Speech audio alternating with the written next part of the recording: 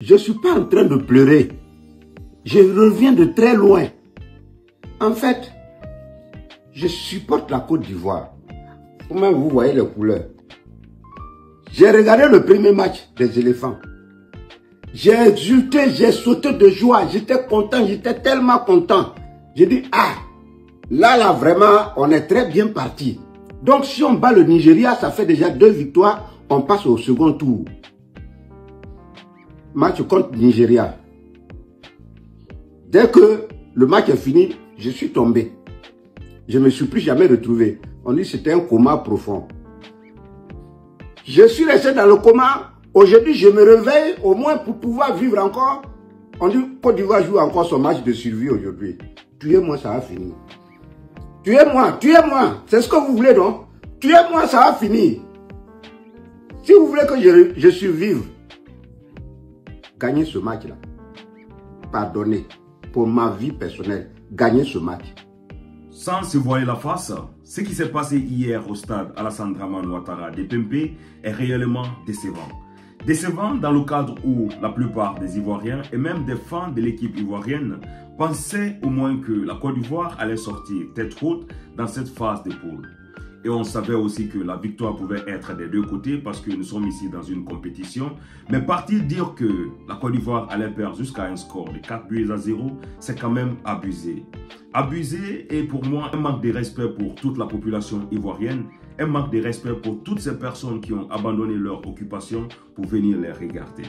Mais c'est le football, on ne peut pas dire autrement. Sinon, comment est-ce qu'on peut expliquer que le Brésil, qui a organisé la Coupe du Monde en 2014, s'est fait corriger par l'Allemagne sur un score de 7-1, où le Brésil avait déjà encaissé 5 buts dès la première mi-temps. C'est le football et ça se promène avec son lot de surprises. On doit accepter ces résultats. À la fin de ce match, nous avons vu que réellement, beaucoup d'Ivoiriens étaient frustrés. Dans les rues et dans l'entourage du stade, nous avons vu beaucoup de choses qui se sont passées qui ne sont pas catholiques. Et dans cette vidéo, on va essayer d'en parler. C'est la merde. On a cru. Le gardien nul, c'est pas la peine. Comment il faut le peut-être méchant? Ah, mais c'est ça. Pourquoi j'arrive là déjà éliminé? Pourquoi? Pas vu. On peut jouer dans cette musique. C'est quoi ça, là? Les joueurs d'aller dans l'offre. C'est quoi ça, là? On a plus besoin de faire bon depuis le match. De notre équipe nationale.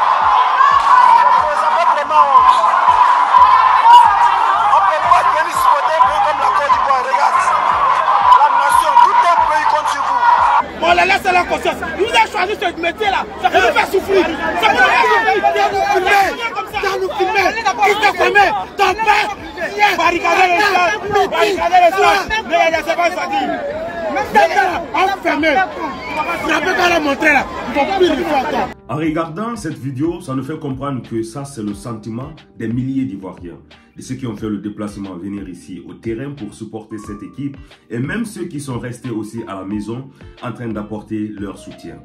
Tout ça, c'est frustrant de savoir que la Côte d'Ivoire qui a organisé cette Coupe d'Afrique puisse perdre devant son public avec un score de 4-0. D'ailleurs, cette Côte d'Ivoire qui a organisé cette CAN est une grande nation de football qui a aussi gagné une Coupe d'Afrique. Comment est-ce qu'on peut comprendre que les Ivoiriens ont organisé une CAN, mais qu'ils sont l'une des premières équipes à sortir? On peut bien sûr comprendre leur frustration. Mais dans tout ça, il ne faut pas surtout jeter la faute à ces joueurs qui ont aussi fait leur possible sur le terrain pour qu'ils puissent relever le défi. Si tout ça, ça n'a pas marché, il faut se poser des bonnes questions. Qu'est-ce qui ne marche pas réellement, soit dans cette fédération, ou bien qu'est-ce qui ne marche pas réellement avec l'entraîneur? Ce qui m'a brisé le cœur, c'est quand je vois la population en train de huer tous ces joueurs, en train de les insulter pêle-mêle, ça m'a brisé le cœur. Nous sommes en train de supposer que ces joueurs ne sont pas des patriotes. Mais est-ce qu'une seconde, on est dans leur état d'âme?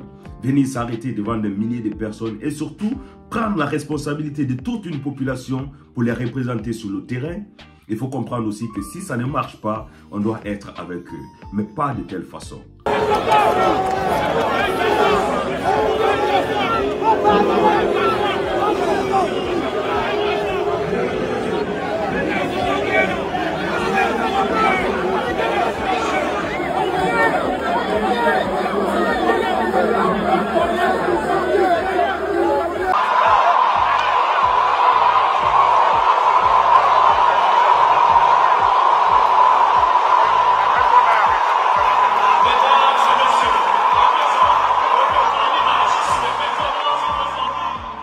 Une fois encore, cette image m'a réellement brisé le cœur. Une équipe reste une équipe. Si on perd ensemble. Si on gagne ensemble. Pour ceux qui pratiquent le sport, savent réellement c'est quoi ce sentiment. Le sentiment où tu es sur le terrain, tu es en train de te battre corps et âme pour donner tout le possible que tu as, mais qu'il n'y a pas de solution. Tu as tout essayé, tu as beau tenter, mais tu n'arrives pas. Et c'est ce sentiment que ces joueurs ivoiriens ont. Tout ça n'a rien à voir avec le patriotisme, comme beaucoup de personnes sont en train de le dire. Non. Le sport est une autre discipline. Une discipline où le plus souvent, c'est l'émotion et le feeling qui prennent le dessus. Et quand on parle surtout de patriotisme, on doit demander la plupart de ces supporters qui sont partis vandaliser ces bus qui servaient non seulement à faire la navette entre le stade et la ville, mais aussi, après cette CAN, ces bus-là allaient servir à toutes ces populations. Étant patriote, est-ce qu'on peut vandaliser nos propres biens? On ne sait pas ce que se passe juste, mais les gens ont cassé des bus. Devant nous, il n'y a pas de route. Ça fait 1 heure que la crise parcourt. On ne peut pas respirer. On essaie de sortir d'Abobo.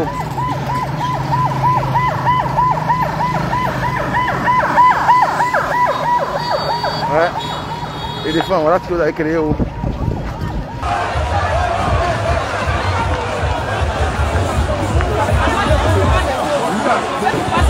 Ils sont en train de casser les bus là.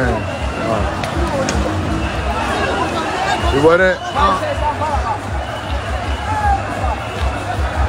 La police même a gagné un temps. La police était là-bas, là.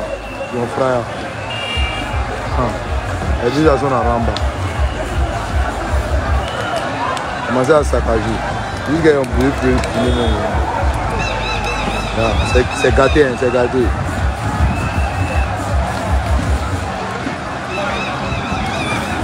Gaz lacrymogène.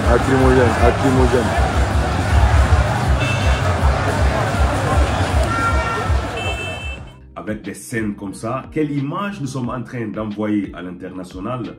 Quelle image nous sommes en train de montrer de l'Ivoirien? Quelle image nous sommes en train de montrer de notre mentalité? Parce que actuellement, il faut le savoir que la plupart des médias internationaux sont ici en Côte d'Ivoire et qu'ils vont filmer les petits faits et gestes qui vont se passer ici pendant cette CAN. Et surtout, ce qu'il faut dire, c'est que quand on parle de patriotisme, ce n'est pas seulement ce que les joueurs sont en train de faire. Le patriotisme aussi, c'est de savoir garder nos biens, savoir garder nos bus là qui allaient servir non seulement à transporter les joueurs ou bien les supporters de la ville jusqu'au stade, mais après cette CAN qui ne dure qu'un mois, ces bus-là allaient servir aux Ivoiriens.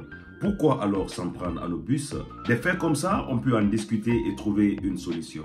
Avant de terminer cette vidéo, la scène qui a aussi marqué tout le monde et dire que réellement il y a une légende dans ce pays. C'est là où Drogba s'est levé en saluant toute la foule et nous avons entendu des bruits comme ça pour dire une fois encore que Drogba, on a besoin de toi peut-être dans la fédération de football ivoirienne.